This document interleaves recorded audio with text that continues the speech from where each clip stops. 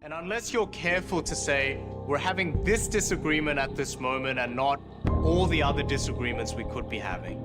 Esports is not doing well. As you guys can see, they are giving themselves 2 to 3 months to survive if they're not able to raise more capital. The way they're supposed to. So what's the prognosis for esports? Because I've thought for a long time that's the next big thing, and then all of a sudden it seems to be collapsing in on itself. Olá a todos, sejam bem-vindos a mais um episódio do POV, Point of View, um podcast sobre esportes. Hoje vamos falar de um tema diferente, vamos falar sobre esportes e marketing. Esportes não é um tema tão diferente, mas a inclusão do tema marketing sim, o tema que eu acho de veras interessante. E para isso, sabem que eu nunca trago estes temas sozinho. O convidado de hoje é o Patrick, conhecido também como Sharpie. Vou deixar que se introduza. Como é que está? E aí, salve galera, eu tô bem, e você? Tudo ótimo, tudo ótimo. Vou deixar que faça uma pequena apresentação de que é o Patrick, o que faz. Beleza. Eu sou o Sharpie, né? A galera me conhece assim, mas meu nome é Patrick. Eu tô no mercado de marketing específico há 4 anos, mais ou menos. E nos esportes em específico vão fazer 3 anos, né? Mais especificamente na parte de community manager, gestão de comunidade, né? Hoje eu estou na Kolbe, a Kolbe que é uma agência de desenvolvimento de comunidade, marketing, conteúdo. Na Kolbe a gente trabalhou por muito tempo com a Fúria, né? Acho que a galera conhece, a Fúria Esportes. A gente também vem trabalhando com o Grêmio, né? O clube de futebol, e outras empresas que não têm muito contato com esporte e coisas nesse sentido, né? Na Fúria eu cheguei a coordenar alguns projetos de comunidade, então teve bastante projeto que a gente fez com influenciador, projetos presenciais, seja festas, alguns conteúdos com a torcida, que eu cheguei a coordenar, e foi por bastante tempo também. E aí hoje assumindo esse desafio na Kolbe de cuidar de várias marcas diferentes. Ótimo. Eu acho que podemos começar aí perfeitamente por aí. Disse que era Community Manager. Na perspectiva do marketing, o que seriam de facto essas comunidades de esportes que vocês trabalham desse ponto de vista de marketing? Então, o conceito de Community Manager, ele ainda é muito novo, pela parte de todo mundo. É uma profissão que existe há pouquíssimo tempo, há menos de 10 anos. E aí, quando a gente está falando de comunidade, a gente pode trazer 2 conceitos aqui. A audiência, e aí quando a gente fala de audiência, que ela não é necessariamente uma comunidade, mas chega próximo, que são pessoas que consomem conteúdo no geral. Então você está nas redes sociais e você está consumindo um monte de conteúdo diferente, então você é uma audiência que está no meio de um público em massa com muita gente. E aí, quando eu quero transformar essa audiência em comunidade, é quando o meu conteúdo passa a dialogar especificamente com você. Então, o que eu quero dizer? Hoje eu posso postar diversos conteúdos na Fúria e chegar em um monte de gente. Mas a partir que esse conteúdo ele passa a dialogar com os nossos torcedores, que eu passo a conversar diretamente como representante da Fúria com esses torcedores, a gente passa a desenvolver uma comunidade. Porque a audiência é como se a pessoa só escutasse ou só consumisse, mas não tivesse uma troca. E a comunidade é justamente quando a gente consegue proporcionar essa troca entre marca e entre consumidor, com diálogo, com conteúdo, com aproximação, trazendo essa forma mais humanizada de contato entre a empresa que está entregando conteúdo e a pessoa que está consumindo diariamente. Sim, é como se o consumidor fizesse parte do projeto, de toda a troca de informação que existe entre as duas partes. Eu acho que é interessante nós tocarmos neste ponto, que vai ser naturalmente um dos pontos centrais da nossa conversa, que é o esporte eletrónico. Quando aparece, temos acima de tudo uma ligação dos fãs, torcedores ou adeptos para os portugueses de Portugal, uma ligação dos fãs com o jogador e não com a organização. Acho que nos últimos anos temos assistido a uma profissionalização da área, e com isso também vieram profissionais de outras áreas, profissionais do marketing também se juntaram às organizações e aos esportes. Mas esse foi por muito tempo uma das dificuldades, que era manter o torcedor fiel à organização e não fiel à equipa, aos jogadores que estivessem na equipa, na organização. Como é que se faz esse caminho de fidelizar a pessoa ou o adepto à organização? Isso concorda com o ponto que eu trouxe, que é em muito tempo essa foi uma das dificuldades, ainda é uma das dificuldades de organizações menores que não têm essa administração de marketing para fidelizar os fãs. E é isso, acho que essa é uma das dificuldades. Como é que funciona esse processo? Então, acho que o primeiro ponto é a organização entender que pessoas se conectam com pessoas. Eu, Sharpie, eu não me conecto com uma marca porque ela é uma marca diretamente. Normalmente vou me conectar com essa marca quando eu me conecto com alguma pessoa que é o porta-voz dessa marca. E tanto que a gente tem um monte de influenciador aí que produz conteúdo que chegam pessoas através dele. Que sempre são pessoas querendo se conectar com outras pessoas. E naturalmente, isso sempre vai acontecer. As pessoas elas sempre vão começar gostando primeiro de um jogador. A gente pode trazer de novo um exemplo do Fallen. Qualquer lugar que o Fallen vá, ele vai levar uma legião de pessoas com ele. São muitas pessoas. Quando ele foi para Liquid, e aí em qualquer outro lugar que ele vá, esse processo vai acontecer. Qual que é o nosso desafio? É fazer com que pessoas que se identifiquem com o Fallen passem a se identificar com a Fúria. E aí que entra um desafio do seguinte: o primeiro passo, assim, o primeiro ponto que a gente tem que trazer de fidelizar um torcedor que chega através de alguém é quando a gente consegue proporcionar história para essas pessoas.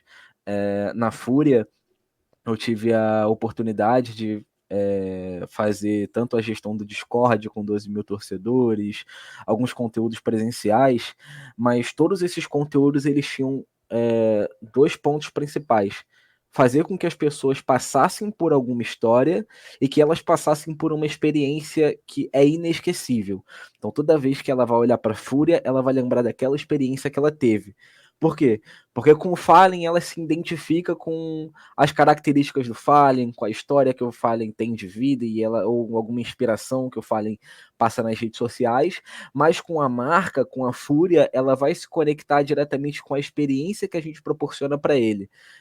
Eu vou te dar um exemplo de esse ano, em janeiro, a gente levou alguns torcedores para Casa 1. A Casa 1 é um projeto social que acolhe mulheres trans e mulheres cis também. Sim, eu E recordo, sim. aí o que a gente fez? Pô, a Fúria é uma organização que ela é muito engajada com causa social. O Fallen não estava na Fúria na época, enfim, mas a gente estava passando por um processo de querer trazer mais pessoas que se identificassem com a gente. E aí a gente falou, pô, por que não fazer com que as pessoas se identifiquem com os nossos projetos sociais também?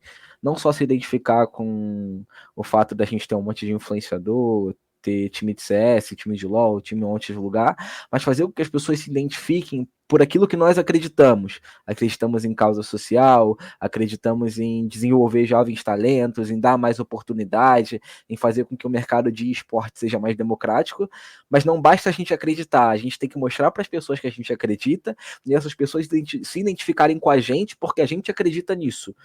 E aí foi um dos processos. A gente levou uma galera para Casa 1, que aí foi uma semana inteira falando da visibilidade trans. Então a galera participou de um monte de ativação lá dentro. Foram batalhas de rima, concursos de poesia, teve aula de dança com os influenciadores da Fúria e a galera do Casa 1. E aí eu lembro que passou essa semana inteira e a galera foi postando, né, que participou dessa ativação, a galera agradecendo pela oportunidade que teve. E aí eu lembro que dos depoimentos da galera falando era justamente sobre isso. Caramba, eu encontrei o lugar onde eu possa me identificar com as mesmas lutas que eu tenho no meu dia a dia, Eu querer lutar por uma causa social e unir isso com games e esportes. Então, o nosso principal papel é fazer com que as pessoas, a gente pegar as personalidades desses players, desses influenciadores, as pessoas que estão com eles e fazer com que eles vivam histórias emocionantes com a gente.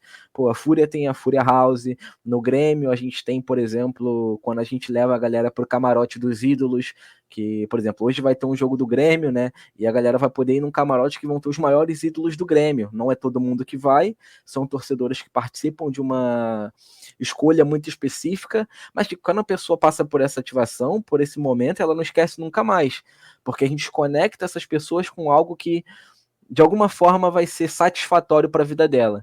Então, se a gente quiser fidelizar torcedores, fidelizar pessoas na organização, a gente tem que sempre pensar em proporcionar história e criar experiências inesquecíveis com essa galera. Sim, isso de facto é muito interessante e faz muito sentido. Um dos pontos que eu anoto aqui nesse processo de fidelizar torcedores é pelo menos, não sei se faz sentido aquilo que eu vou dizer, mas é a importante postura de pessoas importantes da organização em redes sociais. Acho que esse aspecto é muito importante. Por exemplo, o Jaime da Fúria abrir ali digamos, uma hora do seu dia para responder a perguntas de torcedores da Fúria. Eu acho que esse tipo de comportamento é muito importante, além de ser também uma jogada de marketing, e acho que faz todo o sentido. Acho que essa transparência entre a pessoa que manda na organização, que faz decisões com os torcedores, também ajuda a construir esse laço entre ambos. Acho que faz sentido o que eu digo. Eu concordo, eu acho que assim, claro que eu trouxe o pilar da história e da experiência, mas com certeza existem vários outros pontos, por exemplo, tirando o pilar da experiência, a gente pode pensar, por exemplo, na pessoa que se conecta justamente com esse ponto da postura, né? Uma coisa que a gente fazia na Fúria não tinha um período muito específico, acontecia muito dependendo da agenda do Akari, que era levar o Akari pro Discord para ele bater um papo com a galera. E aí, tanto que a gente teve, eu não vou lembrar a última data que teve, mas o último foi pegar o Akari, o Guerri, e aí teve mais alguém que eu não vou lembrar agora, que entrou no Discord, a gente fez um bate-papo com a galera que durou 2 horas e pouca, justamente para a gente promover mais diálogo, porque assim, as pessoas, elas vão querer se conectar com outras pessoas, vão querer histórias, experiências, sim, mas elas querem olhar para um lugar que elas se sintam acolhidas no nível que elas vão olhar e falar, pô, essa organização aqui, ela tá tendo um diálogo comigo e ela tá sendo transparente comigo em relação às escolhas. O Jaime, com o time de League of Legends, estava falando abertamente sobre por que não contratou o OnFlick, e ele foi muito transparente, falando, pô, a gente fez sim a sondagem pelo jogador, a comunidade começou a postar no Twitter que ele era um jogador xenofóbico, mostrando as provas de que ele foi xenofóbico. Entendemos e decidimos abrir esse bate-papo com vocês para poder expor o porquê não fizemos isso. E ele começou a trazer essa transparência de decisões que a Fúria toma, que são impactantes, tanto para quem consome e tanto para a Fúria que vai receber o resultado do atleta. Então, pô, vai vir um outro jogador no lugar do OnFlick, que a galera não sabe quem é ainda, mas que só de ter a transparência de falar, pô, nós fomos compreendidos, a nossa voz de reclamar daquele jogador por uma postura que ele teve no passado, e a Fúria escutar a gente, é algo que é relaxante e mostra que o que a gente pensa, o que a gente fala, a nossa opinião importa dentro de todo o ecossistema de decisões da Fúria. Boa. Acho que podemos passar para também um dos temas principais, que é a parte dos influenciadores e criadores de conteúdo. Acho que é um tema que dá para falar muito sobre isto, porque vejo muitas organizações a contratar criadores de conteúdo apenas por números, ou apenas para seguir a tendência de ter criadores de conteúdo porque outras organizações também têm. Até que ponto é que realmente faz sentido ter um influencer? Também é uma palavra que se diz para isso. um influencer ou um criador de conteúdo numa organização e como é que se converte isso em fidelizar torcedores ou apresentar lucro ou receita para a organização? Essa é a parte um pouco complexa quando a gente fala do influencer. Acho que cada org ela trabalha de um jeito muito diferente, né? Tanto que a gente vê os resultados sendo completamente diferentes. Mas eu vou dar um exemplo do que a gente está fazendo no Grêmio atualmente, que é um clube de futebol que não tem influenciador próprio, mas tem influenciadores que falam apenas sobre o Grêmio. Tanto que tem a galera aí, o Casemiro, que reage ao Farid o tempo todo, né? Quando o Grêmio perde, enfim. E casos de games e esportes, eu vou trazer o da Fúria. Vamos lá. Quando a gente está falando de esporte, o processo natural na hora que você contrata um influencer é que ele, de alguma forma, seja o porta-voz dentro da organização. Ele não vai ser o único a falar, porque existem outros influenciadores, mas ele vai aparecer em alguns conteúdos falando de coisas que sejam importantes. Então a gente vai ver, por exemplo, a Sofia Espanha foi agora no torneio mundial de pôquer, lá no Bessop, em São Paulo, em nome da Fúria. Então ela foi toda vestida de Fúria, participou de conteúdos falando do posicionamento da Fúria com pôquer, a parceria da Fúria com a Poker Stars, e ela sendo essa porta-voz. Por outro lado, a gente vê, por exemplo, o Manel, que é um influenciador da Fúria, que ele já é um cara totalmente voltado para o skate, onde a Fúria também tem uma influenciadora que é skatista profissional, e eles fazem somente conteúdos sobre skate. Então, qualquer vídeo que a Fúria faça sobre skate, tem os dois lá, porque são os porta-vozes dessa comunidade de skatistas. Então, o primeiro passo quando o influencer ele chega numa org é que, de alguma forma, ele seja o porta-voz dentro de um segmento, se é no skate, se é no poker, se é no futebol, enfim, sempre tem esse ponto. E todo influenciador, naturalmente, tem uma comunidade própria, né? Então, a gente vê aí influenciadores chegando numa org e, ele tem a comunidade própria dele, que se junta com a comunidade dessa organização, e ambos ganham bastante. Claro, tem organização que, por exemplo, não coloca como algo obrigatório a pessoa ficar falando sobre a org, ou colocar alguma coisinha da organização ali na live da Twitch, ou de qualquer outra plataforma, né?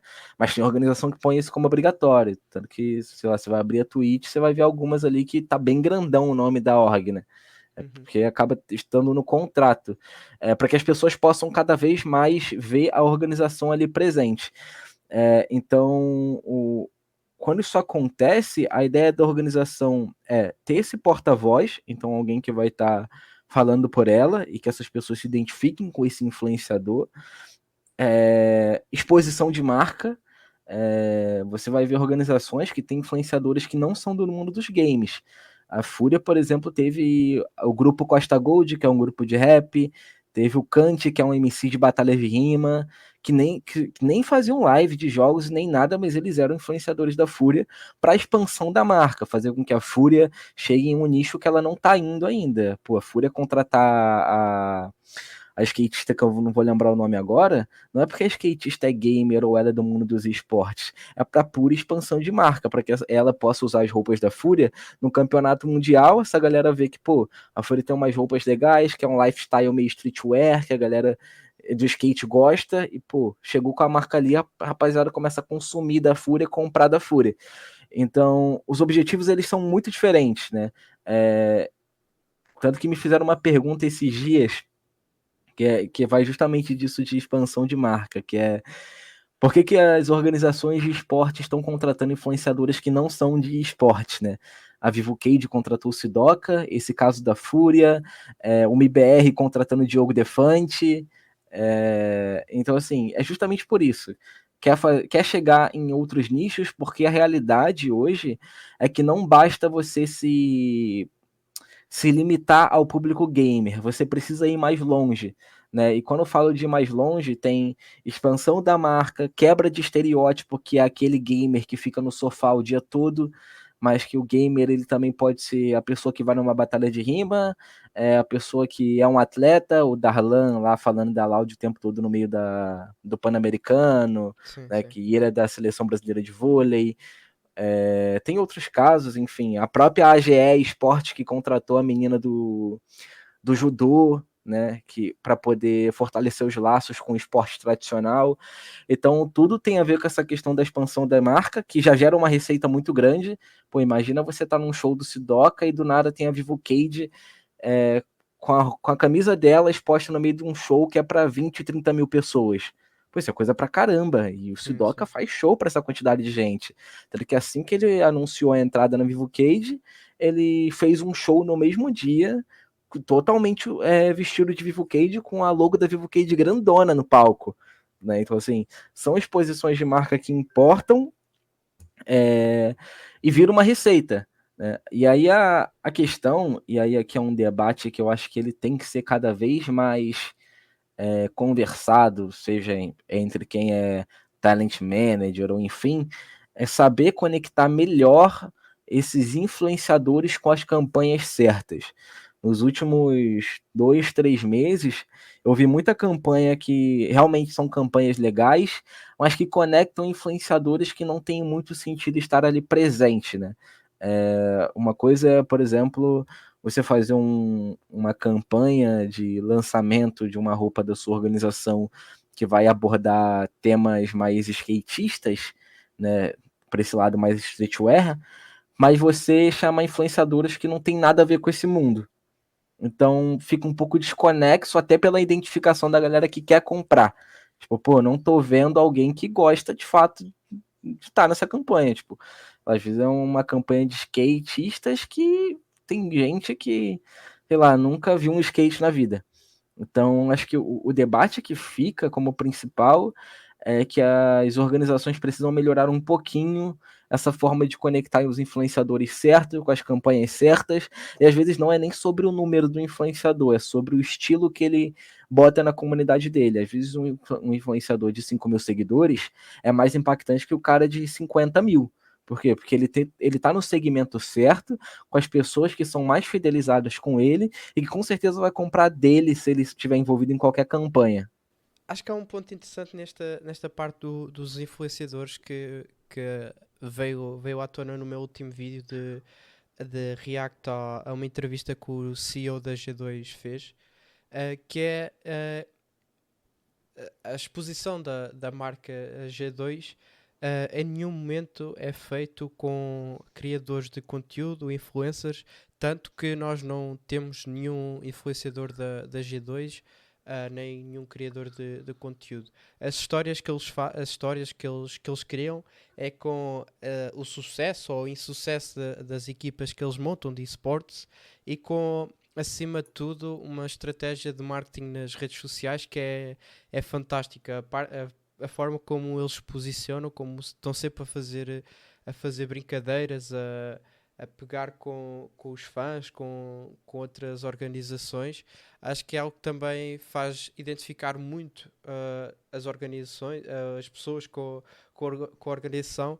Então é curioso ver essa distinção de perspectiva de organizações, porque se por um lado temos, por exemplo, uma Fúria que está ativamente nessa parte, temos uma G2 que não quer saber muito dessa parte de criação de conteúdo e influenciadores. Sim, eu acho que existem dois mundos quando a gente está falando de expansão de marca e de crescimento, que eu não vou lembrar o nome do termo agora, mas eu consigo até dar uma olhada depois e aí eu envio para você, que isso é muito mais presente no futebol do que no esporte. Até vejo uma organização ou outra falando sobre, que é que você tem dois meios quando você está falando de expansão de marca, de fidelizar torcedores, que é quando a sua organização tá ganhando um monte de coisa e aí a galera passa a se identificar pelas vitórias, e tudo bem, ninguém quer perder, Uhum. né? Mas também você, em contrapartida, você passa pelo momento da má fase, que é quando você não tá ganhando nada, às vezes você tá em último lugar nos campeonatos que você disputa. Eu até dou o exemplo da Loud, que passou os últimos tempos aí ganhando um monte de coisa, pô, era Valorant, League of Legends e não sei o quê. E agora, não é nem que eles estão perdendo, mas estão passando por um momento de reestruturar vários times que eles têm, né? E aí, por que eu dei esse exemplo? Porque no futebol existe um conceito sobre isso, que a galera pode até pesquisar depois, que o Vasco usa bastante, que é o conceito justamente da identificação pelo que o Vasco é e não por quantas vezes o Vasco vence. A gente vai ver um exemplo do Fluminense, que tem uma torcida que por muito tempo não estava lotando estádios. Isso não é nem por eu ser flamenguista ou não, mas é uma análise que real aconteceu. E depois que o Fluminense passou a disputar, tipo, ganhou a Libertadores, começou a ter a possibilidade de ganhar o Brasileirão, começaram a surgir vários tricolores do nada lotando o estádio. Mas isso puramente pela questão da vitória, da boa fase. E o outro lado vem o Vasco, que tá passando por um momento difícil, não sei, há 2 anos, talvez, não sei, mas já faz um tempinho. Pô, tava na Série B, subiu pra Série A, e ainda subiu com um jeito mais difícil. E aí agora tá com chance de cair de novo, e mesmo assim sempre lota todos os estádios que eles estão presentes. E aí isso vai por várias estratégias diferentes. O Vasco, por exemplo, ele faz muito meme nas redes sociais, brinca com o Casemiro o tempo todo, e aí o Vasco tem muito eles pregam uma frase deles, que eu acho que é a frase mais legal do futebol, assim, que é o respeito, diversidade, inclusão, uma coisa assim, só que tem uma identidade visual bem forte nessa campanha deles, que usa para qualquer momento. Tipo, eles sempre botam isso bem explícito, e todo jogador do Vasco carrega essa frase, jogador, torcedor, todo mundo carrega essa frase para si. E aí a gente tem esses dois mundos. Quando uma organização de esporte ela começa a fazer memes, a fazer muito conteúdo brincando, a G2 faz isso pra caramba. A Fúria chegou a fazer isso por um tempo, hoje em dia não faz tanto assim, né? Mas são times que se conectam com pessoas e expandem a marca porque estão sempre viralizando em algum meme, fazendo alguma brincadeirinha, né? A brincadeirinha. Teve até um caso da G2, não sei se foi G2iense, que a G2 postou um vídeo assim, de um avião, né, com a logo do time. É isso. E aí, o caso da própria Sentinels é isso, mas a Sentinels, depois que perde no dia seguinte, ela recebe uma mesma resposta do mesmo vídeo. E são dois vídeos que viralizam. A Sentinels fazendo essa brincadeira porque estava ganhando, e aí perde no dia seguinte, recebe essa brincadeira de volta, e a galera vai se envolvendo. Pô, o que tinha de brasileiro brincando no meio dessa postagem aí, espera loucura, e são pessoas que nem torcem para Sentinels, mas passaram a seguir. E houve um caso também muito recente, que é a G2 tem perfil só de CS, perfil só de Valorant, assim como outras organizações. Acho que a Liquid também tem essa parte. E que houve um rumor no CS, um rumor que é bastante conhecido, que era o Nico que mandava na equipa, que era ele que quicava os jogadores, era ele que escolheu os jogadores. Então, a partir do momento em que esse rumor saiu, a conta da G2 de CS colocaram a biografia em sérvio, como se fosse ele, como se ele já tivesse tomado conta do perfil da G2 de CS. Então eles de facto na G2 têm um poder assim de fazer essas brincadeiras assim fora do normal mesmo. Eu acho que funciona muito bem. É porque também tem muita questão de que cada região, cada país tem pessoas que torcem de formas diferentes. Eu até costumo falar isso muito pra galera que é community manager, que acho que uma das coisas que tem que ser obrigatórias na nossa profissão é entender o comportamento dos nossos torcedores, principalmente quando nós temos múltiplas regiões convivendo em um mesmo ambiente de torcida. Então, por exemplo, uma piada da G2 em relação ao Nico pode repercutir muito bem no Brasil, com torcedores que sejam brasileiros, porque eles gostam da brincadeira. Nós somos um país com pessoas que são mais calorosas, pessoas que querem brincar o tempo todo, que fazem muitas piadas. E por outro lado, a gente pode pegar um outro país, que eu não vou saber dar um exemplo aqui, mas de pessoas que não vão receber isso muito bem.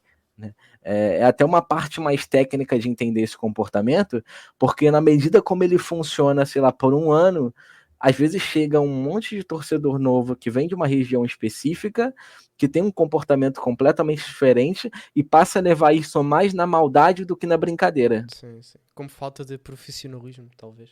Exato, tem casos aí, por exemplo, no LoL mesmo, no Brasil tem gente que não gosta de piadas que os donos de org fazem entre si e brincam entre si. Você viu o Jean da Loud brincando sobre aliciamento de jogador, né? Foi até uma polêmica que rolou recentemente, não sei se você ficou Sim, sim, sabendo sim, disso, sim. Detalhe. mas ele brinca sobre aliciamento de jogador, faz meme, não sei o quê, mas tem gente que odeia e fica super revoltada, então tem esses dois mundos, né? E aí a gente acaba que do nosso lado aqui, enquanto marketing, community manager, essas pessoas que estão mais conectadas diretamente com a comunidade, é entender como é que o comportamento da comunidade vai receber esse tipo de coisa, seja um conteúdo mais elaborado ou um meme que é feito nas redes sociais. Olhamos para a G2, para a Fúria e para outras organizações, acho que chegamos à conclusão que não existe uma estratégia certa ou errada, são diferentes perspectivas. Acho que é interessante ver essa diversidade de abordagens nessa perspectiva do marketing e de fidelizar pessoas.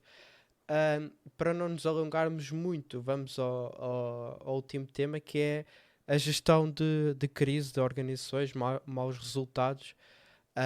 Temos o jogador que vem para o Twitter dizer o resultado, GG, obrigado a quem torceu. Muitos donos de organizações não escondem-se nestes períodos mais difíceis. Como é que deve ser feita essa parte, ou aquilo que você entende que deve ser feito? Hoje a gente tem organizações que lidam de várias formas diferentes, apesar de eu achar que tem jeitos que eu discordo completamente de serem feitos, né? Eu prefiro começar dizendo que, omissão, para mim, é o pior dos erros quando a gente está falando de gestão de crise. Fingir que a crise não existe, não comunicar o que está acontecendo, para mim, são coisas que pioram qualquer situação, né? Se o seu time está numa má fase, se ela está 1 ano sendo vice, está há 1 ano não ganhando nada, ou está há 1 ano em última colocação em alguns torneios, não falar sobre isso é pior do que falar, né? Então, de qualquer forma vai ter um lado negativo, porque você vai receber hate dos dois lados, falando e não falando. Mas quando você não fala, passa a sensação de que você não é transparente, que você não se importa, que você está escondendo alguma coisa da comunidade, aí começa a galera a fazer várias, não é especulação que chama, né? Suposição. Sim, Então a sim. galera começa a fazer várias suposições. O time tá mal porque acabou o dinheiro. O time tá mal porque o jogador não é compromissado. E aí é pior pro jogador e pra org. Então não falar é muito ruim. Então essa para mim é a pior estratégia possível. E, infelizmente tem muita organização que usa dessa estratégia e dá muito errado. E aí a gente tem os passos, né, que podem ser possíveis de dar certo. E aí não existe o que é melhor, vai depender muito da ocasião, mas, por exemplo, se é uma organização que eu trabalho hoje e nós estamos passando por um momento onde nós não estamos ganhando nenhum título, que nós estamos. Não é nem só sobre não ganhar título, mas jogando mal mesmo em várias modalidades, o primeiro passo é chamar as pessoas mais próximas da alta performance possível para a gente poder conversar internamente. Isso não é nem para passar para torcedor nem nada, mas conversar internamente e entender o que está acontecendo. Então, por exemplo, vou chegar na Fúria, Fúria, a gente está passando por isso aqui já tem 1 ano, não estamos ganhando nada, virando piada nas redes sociais e tem os nossos torcedores que estão revoltados. Vamos fazer o seguinte, vamos chamar o Jaime, vamos chamar o Akari e as pessoas que são conectadas com a alta performance, seja uma psicóloga, seja diretora de alta performance que tem dentro da Fúria, e aí a gente conversa entre si para entender o que está acontecendo. E quando a gente conversa entre si para entender o que está acontecendo, a gente monta não é nem um pronunciamento nas redes sociais, mas é um diálogo com a comunidade mesmo, é um evento no Discord para falar sobre. O que a gente fez, quando eu dei o exemplo do Akari mais cedo no Discord, o último que a gente fez foi isso. A Fúria, ela estava passando por um momento que foi quando tinha acabado de perder para IHC, não sei se você vai lembrar, Sim. que a galera do nada se revoltou, porque a IHC veio do nada, então, tipo, tava todo mundo subestimando a galera lá, achando que a Fúria ia amassar o pessoal. Aí a Fúria perde, a rede social virou um inferno. Só que não virou só a rede social, os grupos de WhatsApp, o Discord virou também, tudo virou um ambiente muito ruim de se conviver, tanto que até os jogadores deram uma afastada assim, que foi realmente complicado.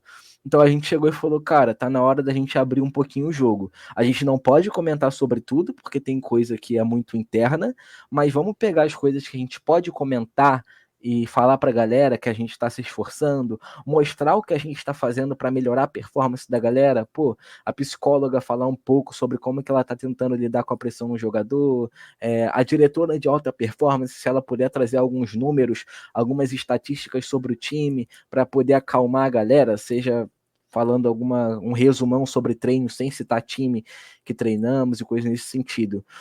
E aí tem outras coisas também que podem ser feitas. Para mim, esse é o que eu mais gosto de usar, que é o diálogo. Apesar de eu não gostar muito disso de fazer pronunciamento na rede social, porque parece que vira muito algo superficial, que é só jogar um texto e ir embora.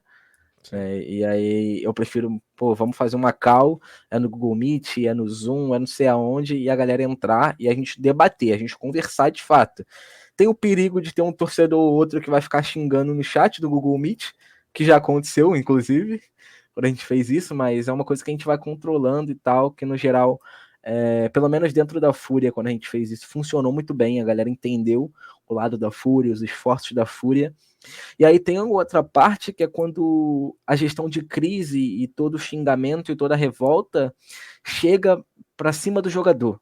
E aí a gente tem um exemplo do Drop.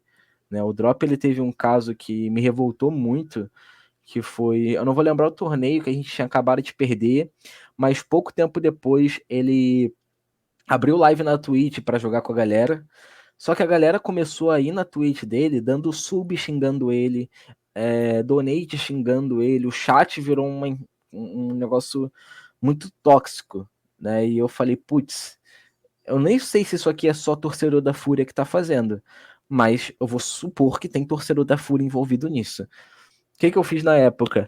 Eu entrei em contato com a galera da Fúria para poder chamar toda a galera que estava conectada com alta performance, com exceção dos jogadores, tipo, companheiros do Drop, eu só chamei o Drop na época, e aí a gente abordou um bate-papo no Discord, falando sobre como que a toxicidade da comunidade pode afetar o mental do jogador e atrapalhar os resultados positivos. A gente fez isso, foi um bate-papo que demorou uns 45 minutos, talvez, mais ou menos, e a galera super entendeu. Tipo, eu não vou falar que o resultado foi do nada, todo mundo parou de hatear o Drop. Obviamente não aconteceu isso, mas a galera começou a entender que existe um trabalho do lado interno que depende da colaboração do lado externo para funcionar. Que não adianta a gente fazer um grande trabalho para poder fazer com que um jogador A, B, C jogue bem, se a comunidade, quando vê a oportunidade de acolher, de dar uma ajuda ali, de uma palavra de conforto, faz o contrário e bota pressão no jogador.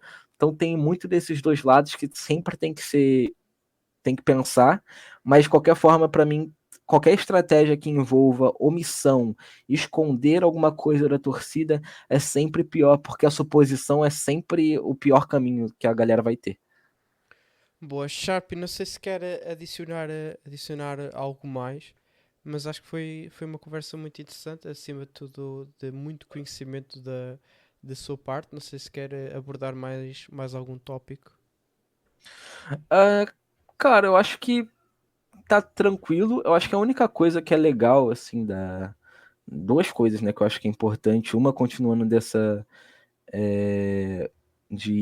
falando de jogador e tal, acho que isso aqui até é dica para quem quer ser pro player, talvez, e acho que vai entender um pouco do marketing, que é imagem é tão importante quanto alta performance, Sim, muito né? importante, sim. Então, assim, a gente vem falando de marketing, vem falando de comunicação. Então, seja se a pessoa quer ser um pro player, se a pessoa quer ser um influenciador, principalmente influenciador, né?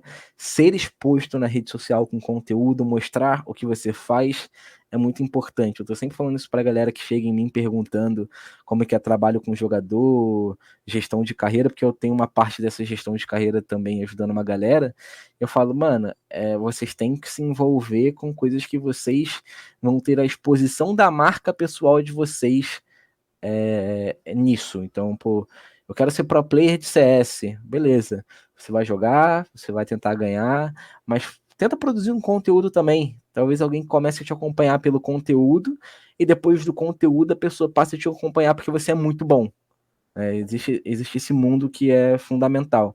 E aí a outra coisa, eu acho que é mais recado para a organização, que é, cara, é justamente isso da omissão. A gente precisa melhorar nossa comunicação com a torcida. Não é só fazer meme, não é só postar um vídeo de um influenciador, mas é se aproximar de fato do que o torcedor precisa. Eu tenho certeza que se uma organização como a Pen Gaming, como a Loud, como a própria Fúria, fazer uma pesquisa no Twitter falando, querendo saber de onde os torcedores são e querendo saber uma reclamação deles, vai ter uma galera falando que é de lugar X e que nesse lugar X a org não chega porque acha que a org não se importa. Vou dar um exemplo aqui de gente que, depois que teve a final do CBLOL em Recife, muita gente falava que, pô, as organizações de esporte não chegam aqui, parece que não se importa com a gente, e realmente dá essa sensação. A realidade é essa. É porque falta muito disso de aproximação. A torcida, ela quer vitória, sim, a torcida, ela quer vencer, ela quer conteúdo, mas eu tenho certeza que, acima de tudo isso, a torcida quer se sentir parte de uma casa, a torcida quer se sentir em casa, e se a organização não proporcionar esse ambiente de casa, de familiar, vai perder mais gente ao invés de atrair mais gente. Muito obrigado, Sharp, pelo seu tempo. Acho que será muito conhecimento e é um episódio muito interessante para quem ouvir. Não sei se quer deixar alguma mensagem, como é que as pessoas que ouvirem o programa podem segui-lo nas redes sociais. Antes disso, agradeço já a sua disponibilidade para estar aqui mais de 40 minutos aqui a conversar comigo. Eu produzo conteúdo nas redes sociais, então eu tô sempre falando sobre marketing, gestão de comunidade. A galera que quiser me procurar também para ajuda com conteúdo, eu posso disponibilizar alguns materiais de estudo meu para poder passar para vocês, que é o que eu faço normalmente quando alguém pede. Então, é só colocar lá no Twitter EuXarpi, né? EuXarpi. E aí a gente pode trocar uma ideia, tem conteúdo quase todo dia. No Instagram tem conteúdos um pouco menos, porque lá eu pego mais para mostrar alguns eventos presenciais sobre games, marketing e esporte. Mas se quiser também seguir lá para acompanhar melhor, é EuXarpi, só que com 10 no final, então EuXarpi 10, né, o numérico. E aí o que precisarem pode entrar em contato comigo. E passando para te agradecer também por ter me convidado. Fiquei bem lisonjeado assim, pelo convite, bem feliz. É um assunto que eu gosto muito de estar conversando. Então, sempre que quiser trocar ideia, eu vou estar por aí também disponível. Boa. Muito obrigado às pessoas que estiveram a ouvir até agora. Muito obrigado também ao Sharpie pela sua disponibilidade mais uma vez. E até à próxima. Tchau.